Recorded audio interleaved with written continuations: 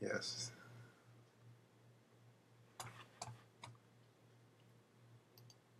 We're live.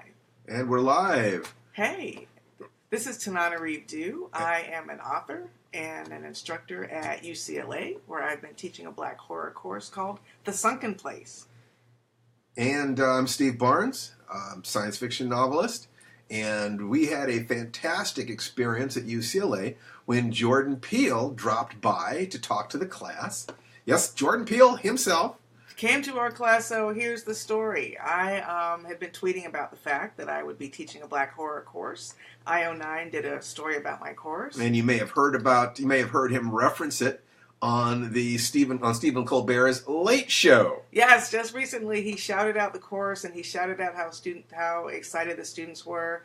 And to go back to how it all came about, I had the article written about me, and his company reached out the very same day. He was DMing me the very same day because he was very honored that we were teaching a course. I was teaching a course based on Get Out called The Sunken Place. And we want to talk about this, and as a little bonus, if you will stay while we're talking about this, you're going to learn something that most people do not know. You're going to get an answer from Jordan Peele's lips.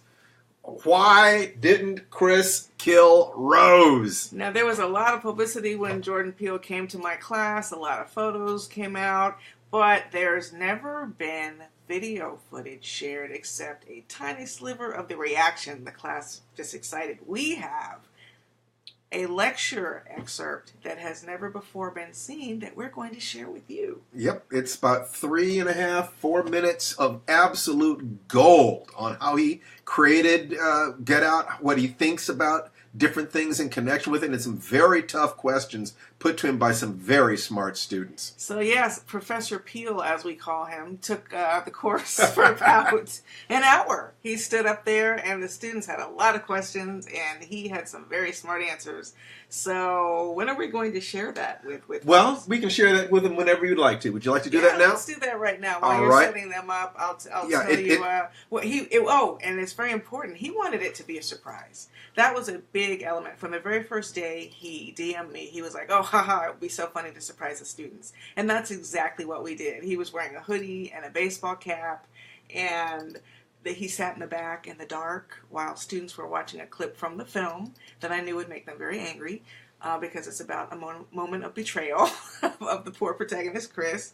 And when the lights came up, I asked him, or I asked the whole class, okay, what do you think the director was trying to say about the coveting of black bodies?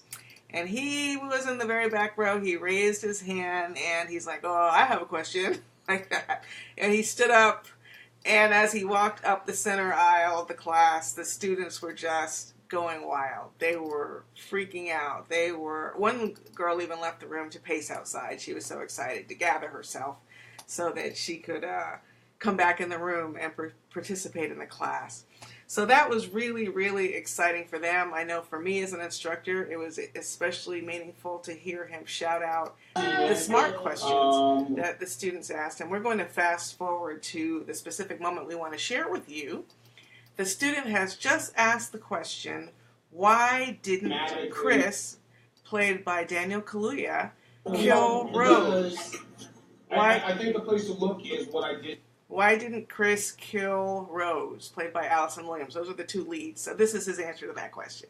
To tell you, and thematically, what my sort of conclusion in this film was, well, there was two things.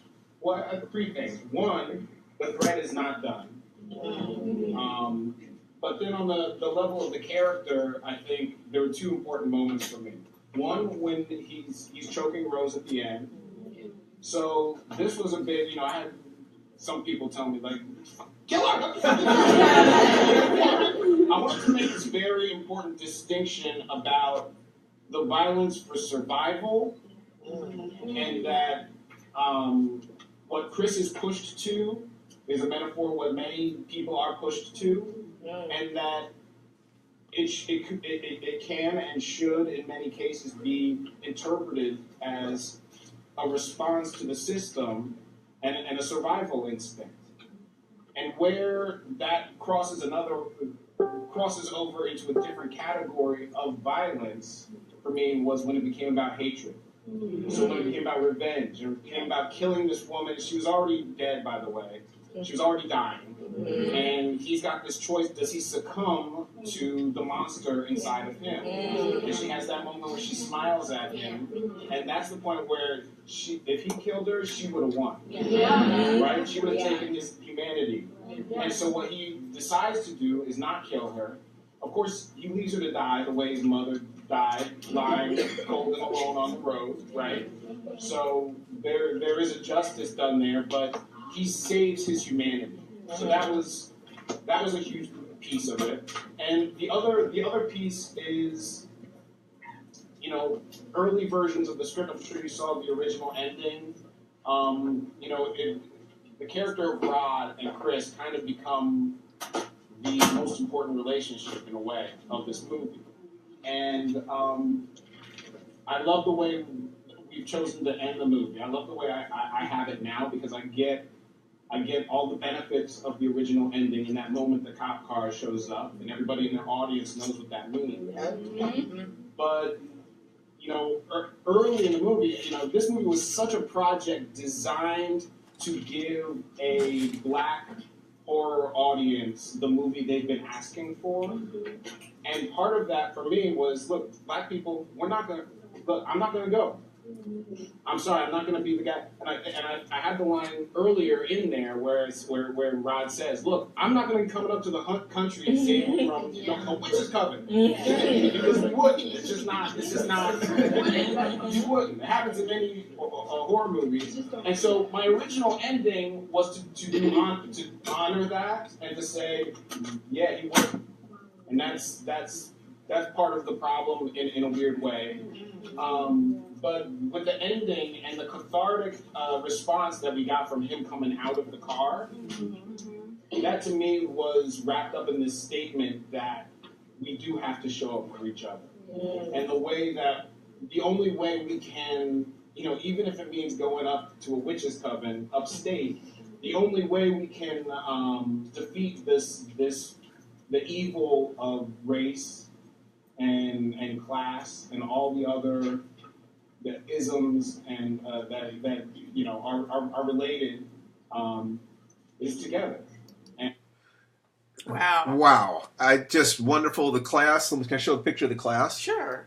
Yeah, they had such a terrific time. We really could have listened to him lecture on Get Out all day. He told us little tidbits here and there that we hadn't heard about. There were moments of excitement and gasping, and it's like, this is from a Get Out reception that was just last week in Hollywood. You see the two lead actors, Daniel Kaluuya and Allison Williams, in the back, and those are some of my students from the class. Not all of them, because they're nearly 60, and there are nearly 60 already. That was a standing room only class. It was huge. I couldn't even invite colleagues I knew. Because there was no room for anyone, and I didn't want to give away that it was a surprise. Right. So what's really exciting is that, he enjoyed his class visit. He likes the class, and we have decided that since there's been so much demand for this class, ever since I started tweeting about it, people have been saying, oh, I wish I were at UCLA, and that's just continued every time there's a mention on national television or every time there's a newspaper story. So I decided it was time to do a public class, to actually do a public webinar where you don't have to be registered at UCLA. You don't have to take the midterm. You don't have to turn in an essay, but you do have to do the homework.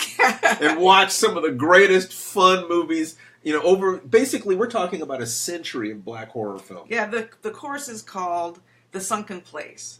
Racism, Survival, and Black Horror. And by Black Horror, that means we're going to look at some classic horror films, like you see Dwayne Jones here in the lead at Night of the Living Dead. We count that as Black Horror, as Jordan Peele also defended it as Black Horror on the Gomer Late Show. Ganja and Hess, which a lot of people haven't seen. Of course, Get Out, Candyman, Blackula, some of the classics. Some you've seen. A lot you probably haven't seen. And in addition to that, we'll also be discussing various short stories by horror writers. And what's very exciting is that Jordan Peele has agreed to make an appearance to the digital class too. So it's not just the UCLA students who will have the opportunity to see him speak live and put questions in the comment section during the webinar. you can do it too. So, and we have a lot of extras. Yes. And it's not just because some of you are young filmmakers. You would love to be able to ride this wave. It's basically a resurgence of black cinema. So we've created a complete package for you. Basically, there's a virtual screenwriting class. That's a 4-week screenwriting class. It's an unreduced secrets of a writer's life, writing the thriller, writing the horror screenplay, and a special thing we're going to be doing next year is call it 0 to 60 million. Bootstrapping your way into Hollywood even if you have no resources and no connections. And that's about how we made our short film and crowdfunding and all kinds of secrets. You don't have to have a lot of money or a big studio behind you to get started making your own movies right now. And so all we're saying is that if you like this clip, we'll have more stuff for you. Not just Jordan Peele, we'll be having other guests. It's going to be an absolutely wonderful class. Our students, we're basically saying things like, it's the best class they've ever taken. So it's the Sunken Place, racism, survival, and black horror. And you can sign up now. It starts January 1st. Before December 1st, we have a discount, so don't miss it. It's www.realblackhorror.com. www.realblackhorror.com. Thanks so much, and we hope to see you there.